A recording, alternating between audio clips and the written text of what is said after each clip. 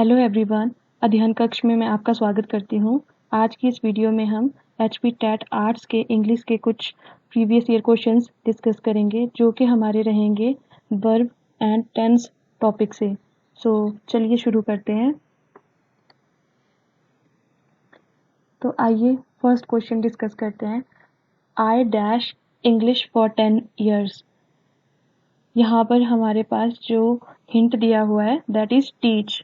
हमारे पास जो आंसर्स के लिए ऑप्शंस हैं, ऑप्शन ए है had been taught, option B है वाज टीचिंग, ऑप्शन सी है am teaching and the option D is have been teaching. यहाँ पर मैंने साइड में मेंशन कर दिया हुआ है कि ये वाला क्वेश्चन कौन से टेट में कब आया था। आप चाहे तो इस वीडियो को पॉज भी कर सकते हैं और इस क्वेश्चन को ट्राई कर सकते हैं और बाद में अपना आंसर मैच कर सकते हैं। तो आइए चलिए इसको डिस्कस करते हैं। तो हमारे पास यहाँ ब्लैंक में क्या आएगा, ठीक है। जब भी बात होती है जैसे फॉर 10 ईयर्स, जब कहीं पे भी अगर ऐसे टाइम मेंशन होता है, टाइम के ऊपर एम्फेसाइज किया जाता है, तो हमारे आंसर्स मोस्टली परफेक्ट या फिर परफेक्ट कॉन्टिन्यूस टेंस में से होते हैं, ठीक है।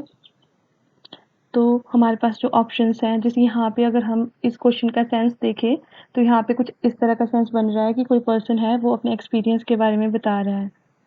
तो यहाँ पर हमारा जो करेक्ट राइट आंसर होगा वो रहेगा हमारा option D have been teaching.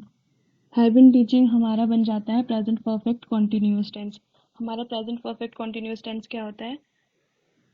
ऐसा कोई एक्शन जो हमारा पास्ट में शुरू हुआ हो और वो अभी तक कॉन्टिन्यूड हो, तो उस केस में हम present perfect continuous tense use करते हैं, ठीक है। तो यहाँ पर हमारा जो राइट सेंटेंस हो जाएगा वो हो जाएगा I have been teaching English for 10 years, ठीक है।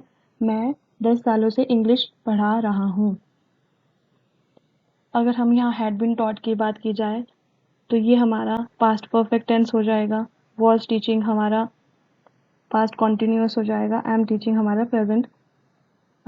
प्रेजेंट कॉन्टिन्यूस हो जाएगा। तो हमारा राइट आंसर रहेगा हैव बीन टीचिंग। यहाँ पे बहुत से बच्चे क्या करते हैं, एम टीचिंग कर देते हैं, I am teaching English for 10 years, जो कि गलत हो जाता है, ठीक है। यहाँ पे हमेशा ऐसे आएगा I have been teaching English for 10 years, okay. ऐसा ज़रूरी नहीं है कि आपके नेक्स्ट जो एग्ज़ाम्स होंगे उसमें यही क्वेश्चन आएगा, लेकिन ये होता है कि आपका सेंटेंस भले ही कुछ और आ जाए लेकिन जो आपका कॉन्सेप्ट रहेगा वो कॉन्सेप्ट आपके मिलते जुलते रहेंगे जो भी हम डिस्कस करेंगे। मुझे लगता है कि आपके लिए वीडियो हेल्पफुल होगी। तो आइए चलिए अब नेक्स्ट क्वेश्चन की तरफ चलते हैं। हमारा नेक्स्ट क्वेश्चन है it is still raining now, it rain dash for 2 hours. अभी भी बारिश हो रही है।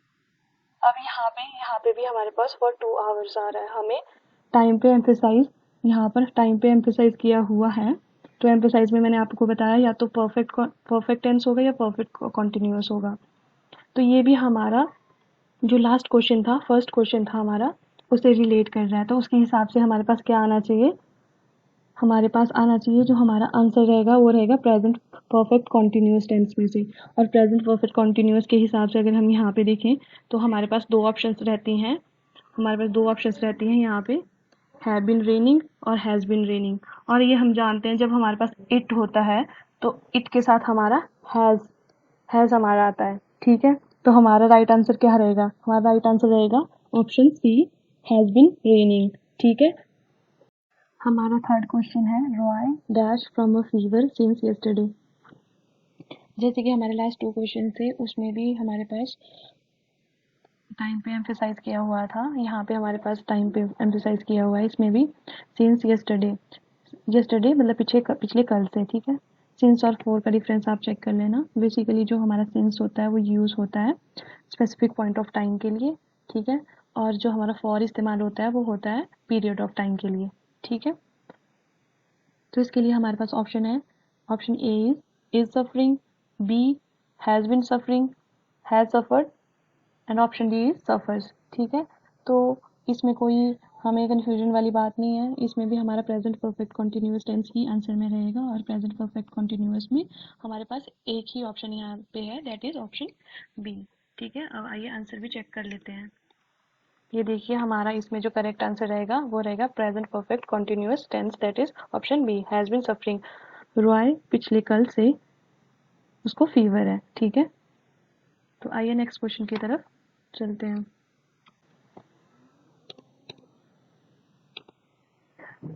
हमारा क्वेश्चन नंबर 4 है, I dash English for 5 years. ये भी हमारा जैसा फर्स्ट क्वेश्चन डिस्कस किया था उसकी तरह ही ये वाला क्वेश्चन भी उसकी तरह ही है। I dash English for 5 years, time दिया हुआ है और आई के साथ हमेशा हैव इस्तेमाल होता है, ठीक है। आई के साथ हैज इस्तेमाल नहीं होगा, तो हमारे पास यहाँ पे करेक्ट आंसर रहेगा option C, have been studying. I have been studying English for 5 years. अब चलते हैं नेक्स्ट क्वेश्चन की तरफ। Question 5, I dash him for a long time. Option A, I am working. Option B, know. Option C, have known.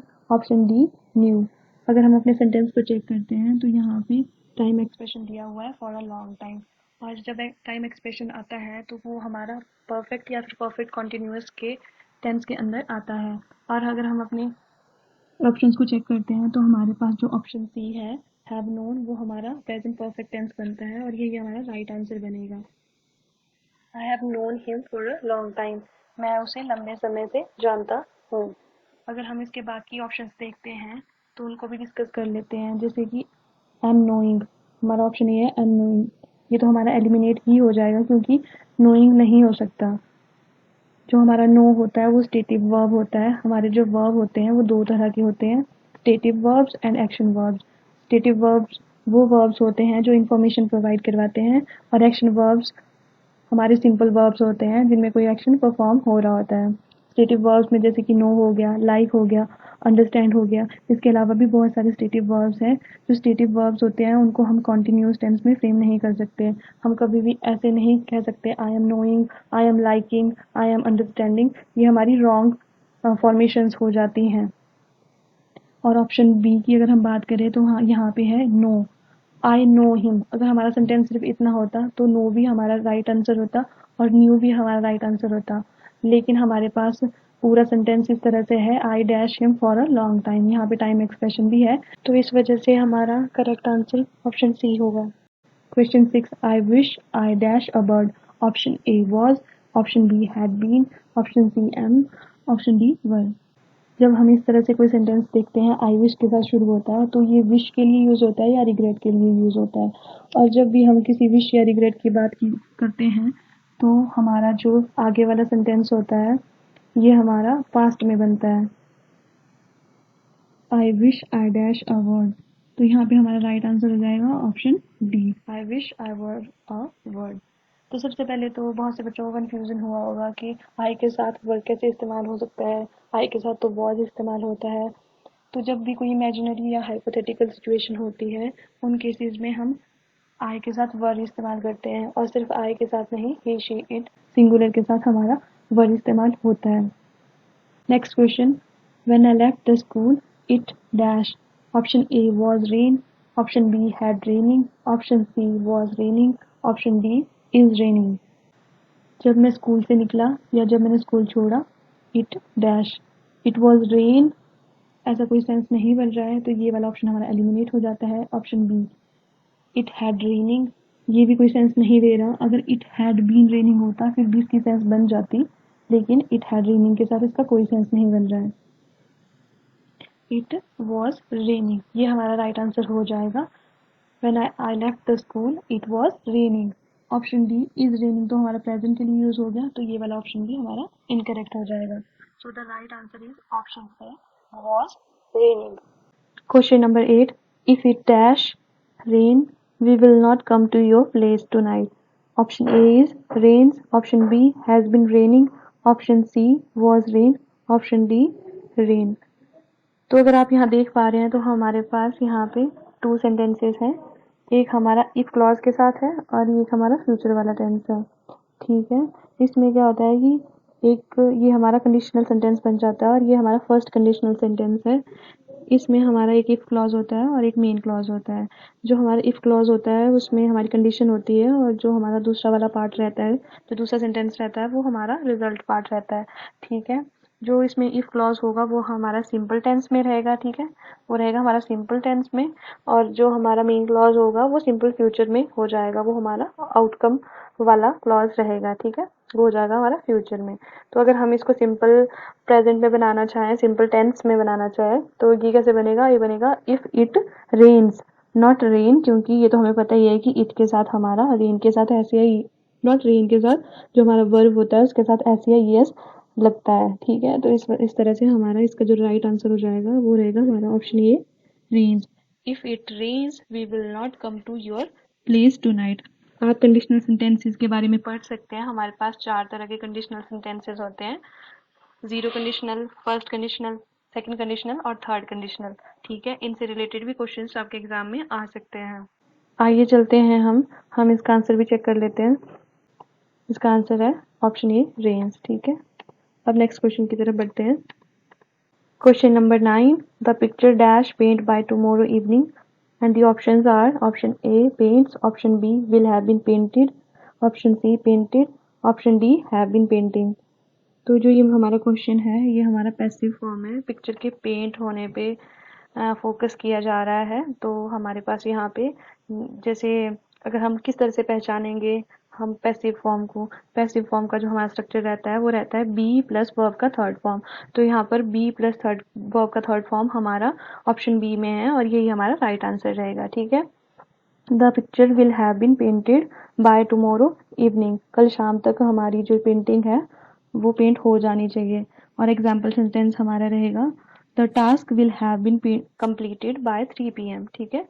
The task will have been completed by 3 PM, दोपहर 3 बजे तक काम हो जाना चाहिए या हो जाएगा, ठीक है। तो हमारा ये जो टेंस है ये हमारा फ्यूचर परफेक्ट टेंस है।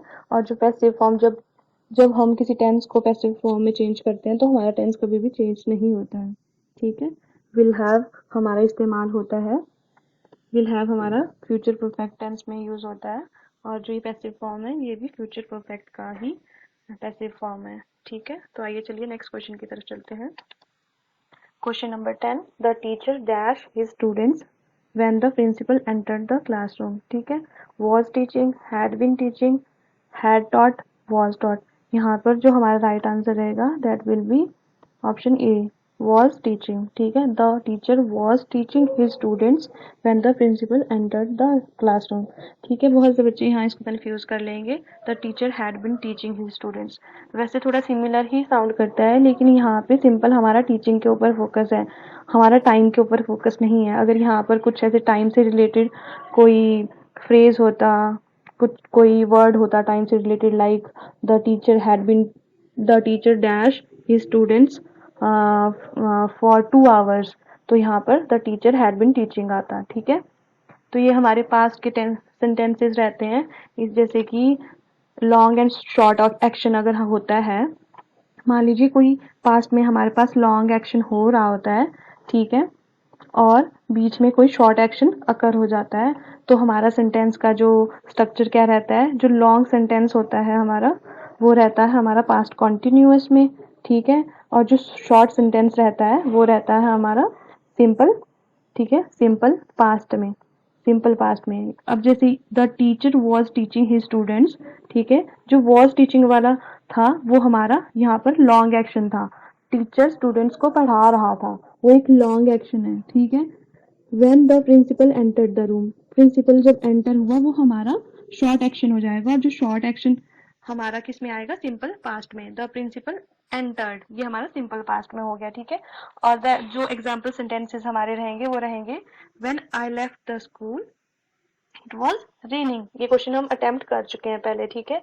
When I left the school ये हमारा शॉर्ट हो गया, ठीक है, ये शॉर्ट एक्शन हो गया। और इट वॉज रेनिंग, बारिश तो हो रही है ना, तो बारिश होने वाला एक्शन हमारा लंबा एक्शन हो जाएगा, लॉन्ग एक्शन हो जाएगा।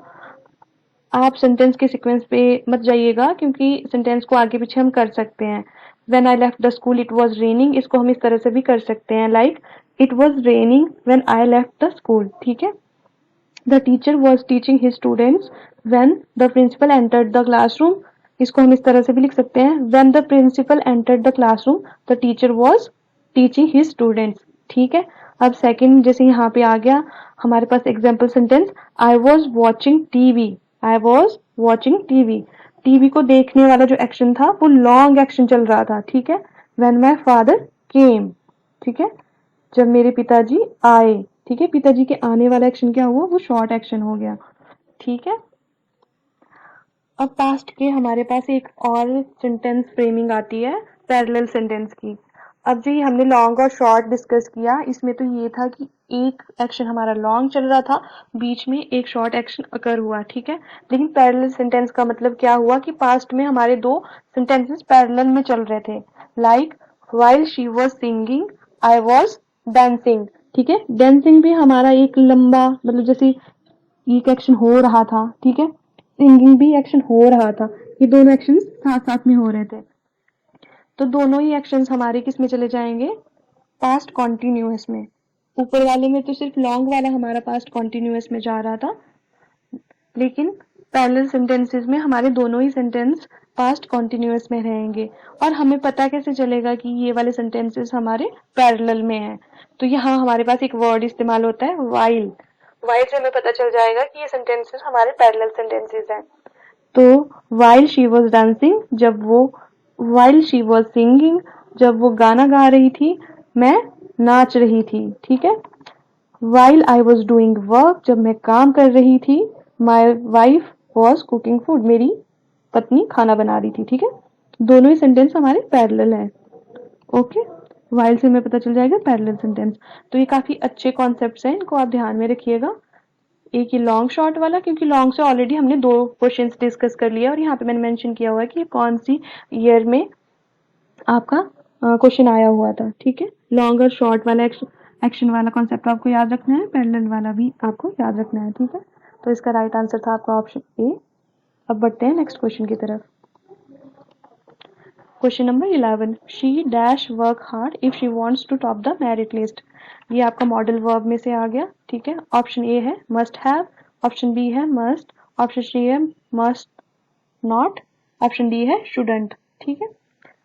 उसे हार्ड वर्क करना पड़ेगा, उसको कड़ी मेहनत करनी पड़ेगी if she wants to top the merit list, ठीक है। तो नॉट वाला ऑप्शन तो हमारा एलिमिनेट हो जाता है, ठीक है। ऑप्शन सी और डी तो हमारे एलिमिनेट ही हो गए। बाकी रह गए हमारे पास दो option, option A and B. तो हमारे यहाँ पे जो राइट आंसर रहेगा वो रहेगा ऑप्शन बी, शी मस्ट। उसका जरूरी है, उसकी कंपल्शन है कि उसको हार्ड वर्क करना ही पड़ेगा। She should work, she must work hard if she wants to top the merit list. Must have हमारे पास ये नहीं आएगा आंसर में, क्योंकि मस्ट हैव से हमारा पास्ट का सेंस बन जाएगा। शी मस्ट वर्कड हार्ड, उसने कड़ी मेहनत की होगी, इस तरह से इसका सेंस बनता है। तो ये तो हमारा आंसर में नहीं आएगा मस्ट हैव, हमारा राइट आंसर रहेगा option B, that is must, she must work hard, okay. Question number 12, she told me that she dash go to Mumbai next month, ठीक है। Option A will, option B should, option C would, option D can. She told me that, she ये हमारा past का sentence है और past में future की बात हो रही है, ठीक है। तो ऐसे सेंस में क्या होता है, तो हमारा सेंटेंस जैसे शी टोल्ड मी, ये वाला सेंटेंस हमारा पास्ट में है, टोल्ड से हमें पता चल रहा है कि उसने मुझे कहा, ठीक है। उसने मुझे कहा, शी टोल्ड मी। तो जो आगे वाला है सेंटेंस वो भी हमारा पास्ट फॉर्म के साथ बनता है, ठीक है। यहाँ पर हमारा राइट आंसर होगा option C would, okay. She told me that she would go to Mumbai next month. अगर मुझे यही वाला सेंटेंस, मुंबई जाने वाला सेंटेंस प्रेजेंट में बोलना होता तो मैं बोलती she will go to Mumbai next month, लेकिन हम पास्ट की बात कर रहे हैं, पास्ट में बोला गया है, ठीक है। तो विल का पास्ट फॉर्म हम वुड इस्तेमाल करेंगे इस केस में। आइए चलते हैं नेक्स्ट क्वेश्चन की तरफ। Question number 13, had I been in the class I dash have learnt the lesson। Option A है would, ऑप्शन बी है should, ऑप्शन सी है will, ऑप्शन डी है must, ठीक है। had I been in the class इसका क्या मतलब हुआ, अगर मैं क्लास में होता, I dash have learnt the lesson, ठीक है। मैं लेसन सीख लेता, इसका सेंस कुछ इस तरह से बन रहा है, ठीक है। ये भी आपका जैसे जो कंडीशनल सेंटेंसेस नहीं है, ये उस तरह का बन गया, ये थर्ड कंडीशनल हो गया हमारा। Had I been in the class, अगर मैं क्लास में होता, I would have learn the lesson, ठीक है। तो यहाँ पे हमारा आंसर चेक हम कर लेते हैं। ये देखिए हमारा राइट आंसर है ऑप्शन ए वुड, ठीक है। इस तरह से और सेंटेंसेस भी बन सकते हैं, like had I been you I would have passed the examination. ठीक है, अगर मैं तुम होता या मैं तुम्हारी जगह होता तो मैं एग्जामिनेशन पास कर देता। ठीक है, had I been in the class, अगर मैं क्लास में होता, I would have learn the lesson, तो मैं लेसन सीख जाता। ठीक है, सीख लेता। Question number 14, dash I have the honour to invite you on the dais. Option A है कैन, ऑप्शन बी है शुड, ऑप्शन सी है कुड एंड ऑप्शन डी है मे। ओके, तो यहाँ पे हमारा जो राइट आंसर रहेगा वो रहेगा may I have the honour to invite you on the dais. Okay, may का इस्तेमाल हम यूज करते हैं पोलाइट फॉर्मल परमिशंस के लिए। Question number 15, we dash to help our neighbours in need. Option A है should, option B could, option C need not, option D ought. तो आइए देखिए इसमें राइट आंसर क्या रहेगा। हमें नेबर्स की हेल्प करनी चाहिए। ठीक है, तो कुड एंड नीड नॉट तो हमारा एलिमिनेट हो गया। ठीक है, क्योंकि हमें तो नेबर्स की हेल्प करनी चाहिए। ठीक है, अब रह गया शुड एंड डी ऑट। यहाँ पे हमारा शुड नहीं आएगा, यहाँ आएगा ऑट। ठीक है, ऑट, ऑप्शन डी हमारा राइट आंसर रहेगा। ठीक है, ये देखिए, we ought to help our neighbours in need. ठीक है, हमें अपने नेबर्स की हेल्प करनी चाहिए जब भी हमें कोई मॉरल एडवाइस करनी हो। ठीक है, जैसे मॉरल ऑब्लिगेशंस के लिए हम ऑट का इस्तेमाल करते हैं। ऑट हमेशा टू के साथ आता है। ठीक है, ऑट हमेशा हमारा टू के साथ आता है। ऑट के साथ हमेशा टू आएगा। We ought to help our neighbours in need, we ought to respect our teachers, we ought to respect our parents. Okay, इस तरह से। और टू के अगर हम और टू की बात की जाए तो और टू के प्लेस पे हमारा शुड भी आ जाता है। तो हम कैसे डिसाइड करेंगे क्या आएगा ऑप्शन में। वैसे इस तरह के दो ऑप्शन तो आपके पास कभी आएंगे ही नहीं, लेकिन मान लीजिए यहाँ ऑप्शन में ऑट नहीं होता और शुड होता, तो हमारा शुड आ सकता था, लेकिन यहाँ पे फिर टू ना आता, क्योंकि जो मॉडल वर्ब्स होते हैं ना, मॉडल वर्ब्स का जो सेंटेंस का स्ट्रक्चर रहता है वो रहता है subject plus modal verb plus V1। That means कि मॉडल वर्ब के बाद हमेशा वर्ब का फर्स्ट फॉर्म आएगा, लेकिन हमारे पास क्या आ रहा है टू, और टू किसके साथ आता है, ऑट टू के साथ। मतलब ऑट के साथ हमेशा टू आएगा, लेकिन शुड के साथ कभी भी टू नहीं आएगा, कुड के साथ टू नहीं आएगा, नीड नॉट के साथ भी टू नहीं आता है। ओके, जैसे I can swim, I can, we should drive more carefully, I shall go home, I can to swim कभी नहीं होगा, वी शुड टू ड्राइव कभी नहीं होगा, तो वी शुड टू हेल्प भी नहीं होगा। अगर यहाँ हमारे पास ऑप्शंस में सिर्फ शुड होता तो यहाँ पर टू भी नहीं होता, फिर होता है we dash help our neighbours in need, we should help our neighbours in need. तो इस तरह से हमारा ये क्वेश्चन हो जाता है। ठीक है, आप एलिमिनेट भी कर सकते हो ऑप्शंस को, फिर आप आंसर निकाल सकते हो। आइए अब नेक्स्ट क्वेश्चन की तरफ चलते हैं। We thought it a dash rain. We thought, ठीक है, हमने सोचा। ठीक है, जब सोचा तो पास्ट वाली बात आ गई, तो हमारे पास यहाँ पे माइट आएगा। माइट क्यों आएगा, क्योंकि मे का पास्ट फॉर्म जो होता है वो माइट होता है। राइट आंसर हमारा रहेगा option D, might. Next question है 17th, do not put off till tomorrow what you dash do today. ये तो बहुत ही इजी है, ये हमारा एक कोड भी बनता है। ठीक है, तो इसका राइट आंसर हमारा रहेगा option D. Okay, do not put off till tomorrow what you can do today. यहाँ एबिलिटी की बात हो रही है, जो आप आज कर सकते हो उसको कल पे नहीं डालना चाहिए।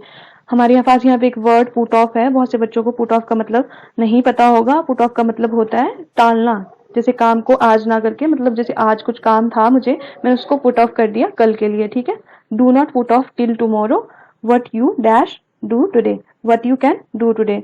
ओके, सो ये थे कुछ क्वेश्चंस हमारे आज HP TET arts English section के। तो ये आपको हेल्प कर सकते हैं आपके अपकमिंग जो टेट एग्जाम आने वाला है उसमें। अगर आपको ये वीडियो अच्छी लगी हो तो प्लीज़ लाइक करें, शेयर करें और कमेंट करें। आज के लिए धन्यवाद, मिलते हैं नेक्स्ट वीडियो में।